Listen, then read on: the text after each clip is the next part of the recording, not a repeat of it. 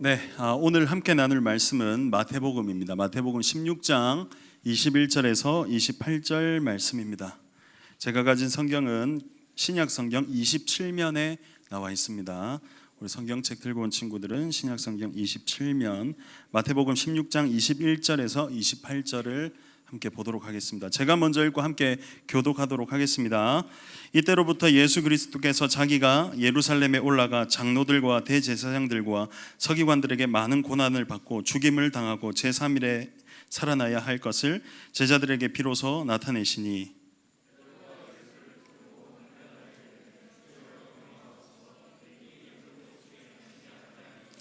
예수께서 돌이키시며 베드로에게 이르시되 사탄아 내 뒤로 물러가라. 너는 나를 넘어지게 하는 자로다. 내가 하나님의 일을 생각하지 아니하고 도리어 사람의 일을 생각한도다 하시고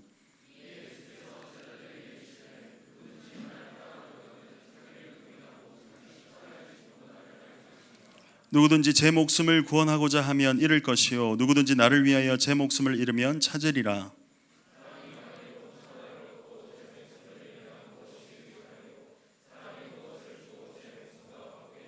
인자가 아버지의 영광으로 그 천사들과 함께 오리니 그때에 각 사람이 행한 대로 갚으리라.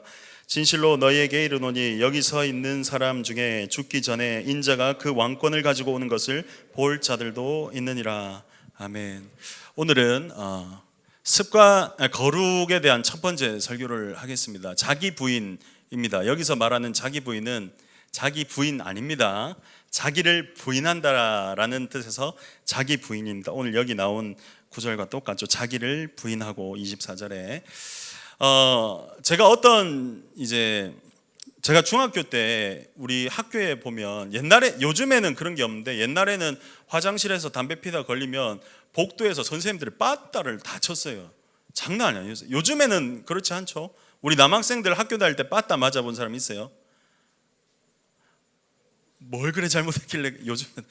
옛날에는 진짜 선생님 빠따 맞고 옆에 지나가다가 막 구경하다가 니 엎드려 하면 저도 가다가 괜히 구경하다가 선생님 저는 그냥 한 대 맞고 가라 하면서 인사치레로 맞고 예 선생님 오늘 좀 이러고 갔었어요. 진짜 그게 일상이었어요. 그때는 그게 일상이어서 그렇게 했고 그랬는데 지금 생각해 보면 와 어떻게 그렇게 빠따를 맞았는지. 근데 그 중에 한 친구가 자주 보이는 한 친구가 우리 교회 다니는 친구였어요. 저도 중고등학교 때 교회를 잘 안 나갔지만 그 친구는 교회를 다니면서도 막 술 담배도 많이 하고 빠따를 많이 맞는 친구였어요. 내가 항상 보면 그 친구의 중학교 모습을 생각하면 엎드려 있는 것밖에 생각이 안 나요. 근데 그 친구가 고등학생이 되고 어느 한 날에 자기가 마지막으로 술을 하고 끊어버리겠다 하고 완전히 180도로 돌아서서 이제 목회자까지 되었다가 지금은 이제 어떤 오래 떨어져서 어떤 그건지 모르겠지만 목회자를 그만두고 월드비전이라는 그 단체에서 일을 하고 있는 친구가 있었어요. 그 친구가 내가 생각할 때는 그래도 우리 동기들 중에는 제일 예수님을 잘 믿는 것 같았고 그 친구들 중에서 우리 동기 친구들 중에서는 이 친구라면 진짜 예수님을 가장 닮지 않았을까 정도로 제가 생각했던 친구입니다. 그 친구를 제가 언제 한번 저기 부천 쪽에서 만난 적이 있었어요. 그러다가 그 친구가 사역을 그만둘 때쯤 돼서 만났는데 제가 물었습니다. 야, 네가 내보다 훨씬 목사 같다. 네가 내보다 더 사역을 해야 될 사람인데 왜 그렇게 사역을 그만두려고 하냐? 앞으로 뭘 할 건데 하면서 막 이런저런 얘기하는데 본인이 그러더라고요. 나는 나를 버리지 못하는 것 같다 이러더라고요. 그게 무슨 말이고 설교를 해야 되면 앞에서 사랑에 대한 설교를 해야 되고 설교를 하면 예를 들어서 성도님들을 만나면 또 진심으로 대화를 해주고 해야 되는데 난 그걸 감당을 못하겠다. 나는 그걸 잘해서 하겠냐. 사람이 하다 보면 또 우리가 변화되고 우리도 또한 성숙해지는 거 아니겠느냐. 근데 본인은 그렇게 안 된대요. 네가 생각하는 거룩이 뭔데? 나는 자격이 돼서 사역자를 하냐? 우리가 계속 우리도 변화돼야 되는 거 아니냐? 그 친구가 거룩에 대해서 얘기를 하다가 딱 한마디를 하더라고요. 거룩은 자기 부인이라고 생각한다. 나를 부인하는 것, 죄악된 나를 부인하는 것, 내 생각으로 가득 찬 나를 부인하는 것, 말씀대로 사는 것, 교회에 순종하는 것, 그게 거룩이라고 생각한다라고 하더라고요. 근데 그게 안 된대요. 제가 그게 안 된다는 말을 듣고 더 이상 그 친구를 설득하지 못했습니다. 그래도 그 친구는 지금 단체에서 월드비전이라 하면 누구 돕는 단체잖아요. 우리 교회도 저번에 현승원 집사님 왔을 때 그 단체에서 왔거든요. 거기서 또 어느 정도 중견 자리에 위치 서서 잘하고 있대요. 그래도 저는 좀 마음이 좀 그랬어요. 그 친구가 결국 사역을 다시 하지 않는 모습을 보면서 나는 어떻게 살아야 되는가에 대해서 생각을 했죠. 여러분, 오늘 나온 본문이 있잖아요. 되게 극단적입니다. 어떻게 보면. 왜냐하면 이 베드로가 예수님이 나는 이제 곧 죽을 거다, 내가 이제 3일 만에 살아나야 되기 때문에 나는 곧 이제 죽음을 맞이하고 부활하게 될 것이다 했는데, 베드로가 여기 오늘 22절에 보면 베드로가 예수님을 막아섭니다. 예수님, 항변하여 이르되 주여 그리 마옵소서라고 하는 거예요. 예수님이 여태까지 어떤 일을 했는지 옆에서 다 보던 베드로가 그리 마옵소서, 이 일이 결코 죽게 미치지 아니하리라. 그러니까 예수님께서 그 다음 절에 이렇게 말씀하십니다. 예수께서 돌이키시며 베드로에게 이르시되 사탄아 내 뒤로 물러가라, 이렇게 말하는 거예요. 근데 이게 왜 웃긴지 아세요? 오늘 본문이 21절부터인데 그 전 이제 단락에 16장 13절에서 20절에 보면 뭐라고 나오냐면 베드로가 예수님을 주님이십니다 라고 고백하는 장면이 나와요. 베드로의 가장 위대한 고백이 바로 전절에 나와요. 근데 그 이후에 바로 베드로가 사탄이 돼버리는 거예요. 너무 극단적이고 웃기지 않습니까? 베드로가 살면서 가장 위대한 고백을 이 단락 전에 했다니까요. 그런데 예수님께서 바로 몇 구절 뒤에 뭐라 하시냐면 베드로에게 사탄아 물러가라, 이렇게 합니다. 베드로는 있잖아요, 예수님은 살아계신 하나님의 아들입니다 라고 고백했고, 그 아들이 무엇 때문에 왔는지 사역을 통해서 다 보여주셨는데 지금 베드로가 쉽게 말해서 헛소리를 하는 거예요. 답답하죠. 여태까지 그걸 봤으면서도 모른다는 거예요. 제일 가까운 제자라고 하면서도 겟세마네 동산에 같이 기도하자고 올려보낸 그 3명의 제자 중에 한 명이었는데도 그걸 모르고 있었던 거예요. 여러분들은 무엇이 신앙이고 무엇이 믿음이고 무엇이 순종이고 무엇이 내가 살아가야 될 이유인지 생각하고 살아가고 있습니까? 여러분들이 만약에 그렇게 살지 못하고 있다 하더라도 너무 실망하지 마십시오. 베드로도 요 정도밖에 안 됐었으니까. 하지만 베드로가 예수님이 어떤 분이신지 알고 나서는 그렇게 살진 않았어요.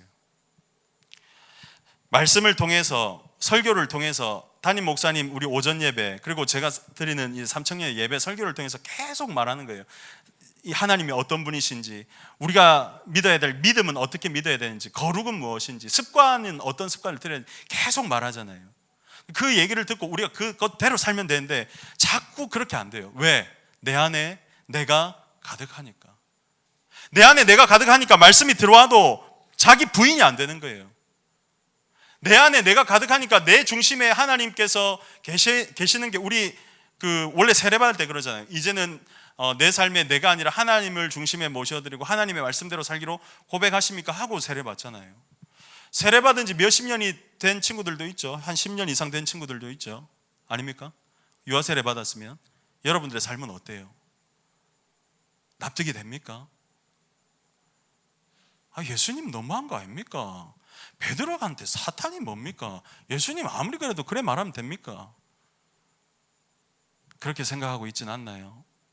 여러분, 진정으로 거룩하고 경건해야 하나님께서 쓰시는 거예요.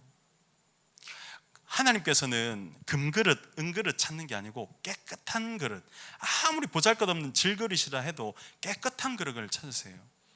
세상은 금수저, 은수저, 동수저, 다 그렇게 하잖아요. 교회는 세상과 다릅니다. 하나님은 깨끗한 그릇을 찾으세요. 그 깨끗한 게 뭐냐? 거룩인데, 거룩은 성경에서 뭐라 말하냐면 예수님의 말씀 그대로, 예수님을 그대로 믿는 그 믿음, 순수한 믿음을 가진 사람, 자기를 부인하고 자기 경험, 자기 생각, 내가 생각하는 건 그런 게 아닌데 이렇게 말하는 거 말고 자기 믿음, 그러니까 우리 안에 있는 그 순수한 믿음, 내 안에 꽉 차 있는 내 생각, 내 경험이 아니라 하나님의 말씀 그대로를 믿는 사람을 찾는 거예요. 교회에 순종하고 세워진 교회 직분에 대해서 순종하고, 그게 거룩이죠. 여러분들이 생각하는 거룩이 할렐루야, 욕하면 안 돼요, 담배 피면 안 돼요, 술 마시면 안 되죠, 말할 때 목소리 높이면 안 되죠, 욕하면 안 되죠. 그게 거룩이 아니에요. 거룩은 도덕이라는 건 다릅니다. 교회는 도덕을 말하는 게 아니에요. 거룩함을 말하는 거지. 거룩하면 있잖아요, 이 도덕이 따라오게 돼 있는 거예요. 무슨 말인지 알겠어요? 그러니까 한국 교회가 여태까지 그 거룩이 아니라 도덕을 찾다가 갈라져 버렸잖아요.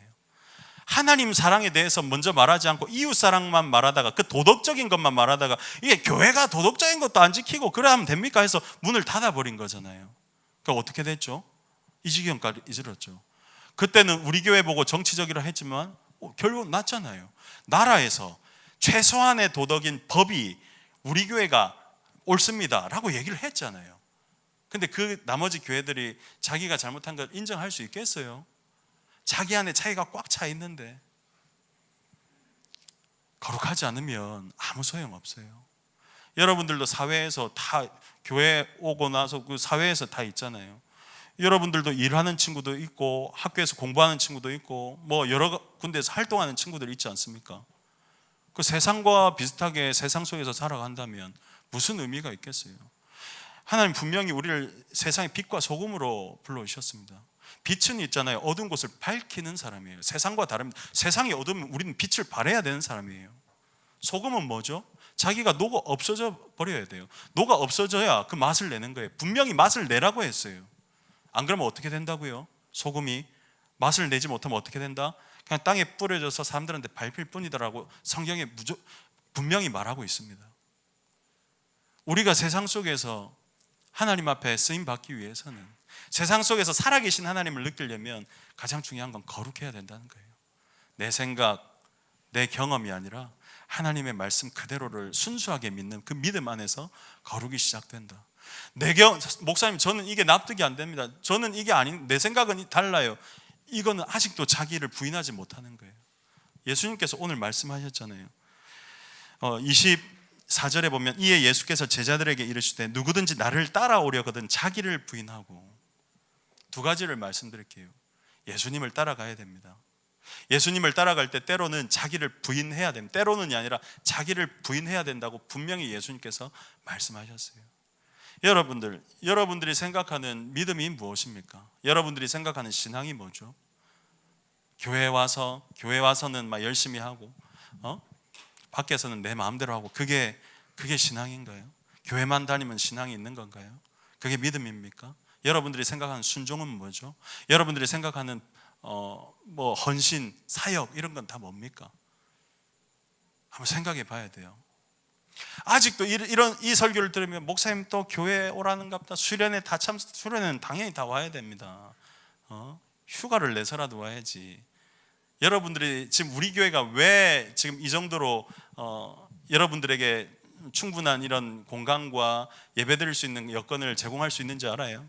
그런 분들이 자기 휴가를 내서라도 교회에 헌신하고, 자기의 그 어떤 이익을 포기하고 교회를 위해서 헌금하고 헌신했던 분들의 그 수고가 있기 때문에 여러분들이 좋은 스피커, 좋은 마이크, 뭐 공간 이렇게 사용할 수 있는 겁니다. 돈이 없으면 이게 됩니까? 돈 없이 그냥 저절로 교회가 이렇게 건물을 세울 수 있나요? 안 그렇습니다. 근데 내가 고등부, 중등부들한테는 돈 얘기는 잘 안 해요. 학생들이니까. 근데 여러분들은 이제 곧 그 위치에 가야 될 나이에 있는 사람들입니다. 내가 하나님 앞에 내 자신을 부인하지 않고 내가 납득이 되어야만, 내가 논리적으로 이해가 되어야만 움직인다면, 여러분, 성경에 나오는 헌신, 오베이는 헌신이라기보다는 복종이죠. 어떻게 복종할 수 있을까요? 저는 장교 생활을 했기 때문에 매일 아침마다 군인 복무 신조를 외웠습니다. 상관의 명령에 복종한다, 세 번째 있잖아요. 그걸 매일 했어요. 처음에는 강압적이고, 처음에는 되게 나도 장교지만 참 이게 힘든데 되나? 근데 왜 그렇게 해야 되는지 전 몸소 다 체험하고 왔어요. 그렇게 복종하지 않으면 누군가의 생명을 책임질 수 없기 때문입니다. 예수님께서 하나님의 말씀, 하나님의 계획하심에 복종하셨기 때문에 하나님의 아들이시자 하나님이신 예수님께서 육체의 몸을 입고 온다는 것 자체가 여러분들 이게 말이 되겠어요? 여러분들 그 마블 영화 중에 그 개미맨 앤트맨 아시죠? 앤트맨. 신이신 존재가 인간의 몸을 입고 오는 것은 마치 인간이 앤트맨처럼 굉장히 작아져서 나중에 양자의 영역으로 들어가잖아요. 그래서 완전히 외로움과 극한 외로움 속으로 들어가는 장면이 나오잖아요. 그거랑 그나마 내가 아는 것 중에 표현할 수 있는 게 그거라고 보시면 돼요. 어떻게 할 수 없는 그 양자의 역학 속에서 외로움과 내가 여기서 어떻게 빠져나가지? 예수님이 그렇게 오신 거예요. 예수님을 자꾸 여러분들 같이 사람으로 생각하면 안 돼요. 물론 인간의 몸을 입고 오셨지만 하나님 그분 당신 자체라니까요. 예수님께서 그것을 복종하셨기 때문에 한치의 오차도 없이 하나님의 계획하심을 그대로 따르셨기 때문에 십자가의 죽음까지 이르시고, 베드로는 그걸 모르고 막으니까 예수님이 베드로야 사탄아 물러가라 이렇게 한 겁니다. 그 베드로가 어떻게 했어요? 예수님 서운합니다. 예수님 어떻게 나한테 그렇게 얘기합니까? 이렇게 얘기했어요.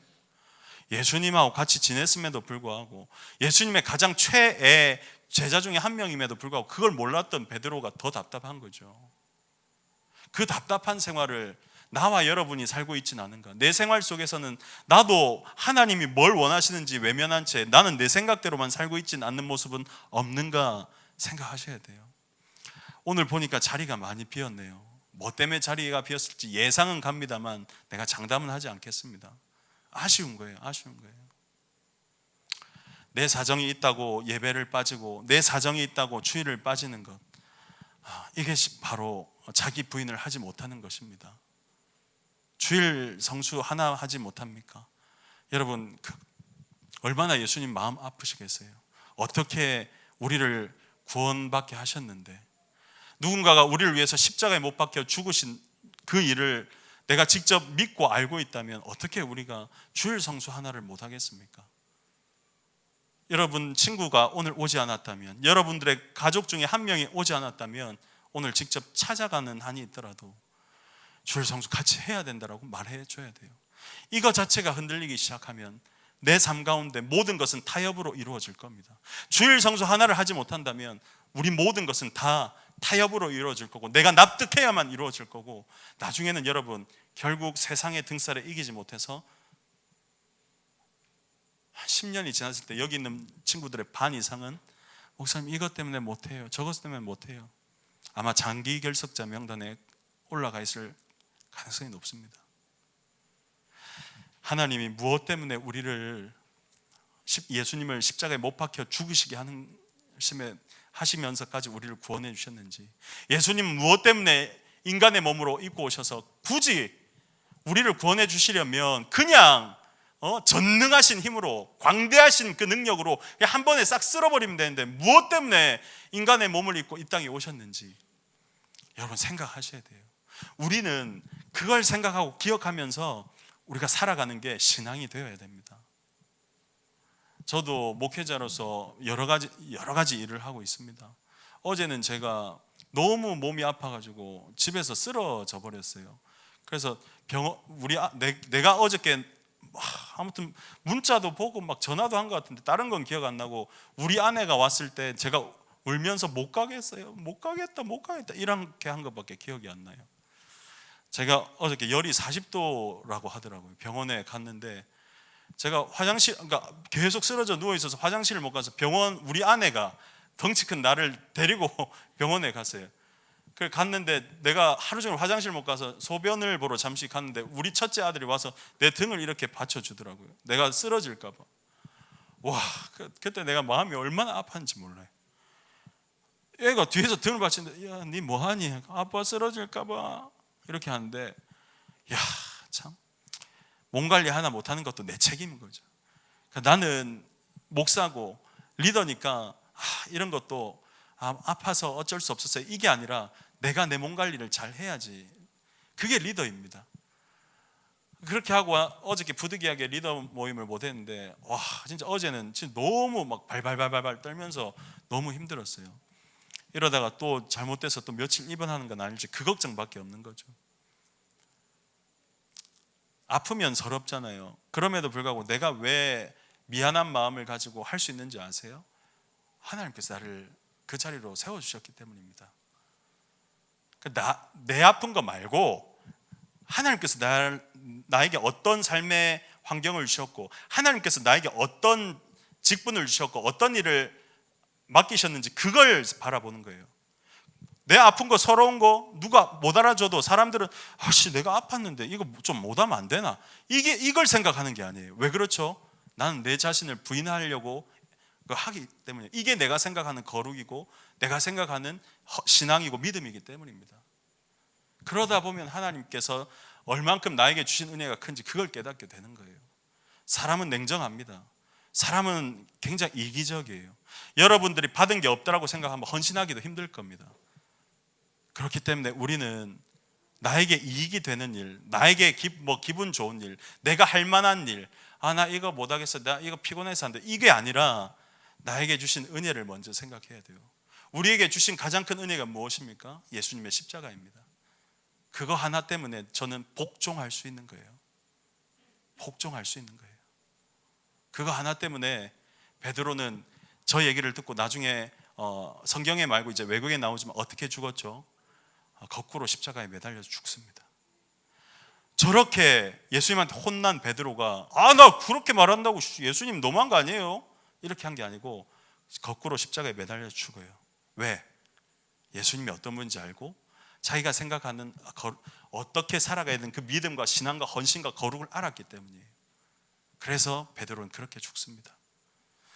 우리의 삶의 여정이 어디로 흘러가고 있는지, 나는 어떻게 살아야 되는지, 여러분들은 지금 어떤 마음을 가지고 예배를 드리고 또 평일을 살아가고 있는지, 우리의 평일과 주일이 다르면 안 되는 거죠. 예수님은 그걸 원치 않아요.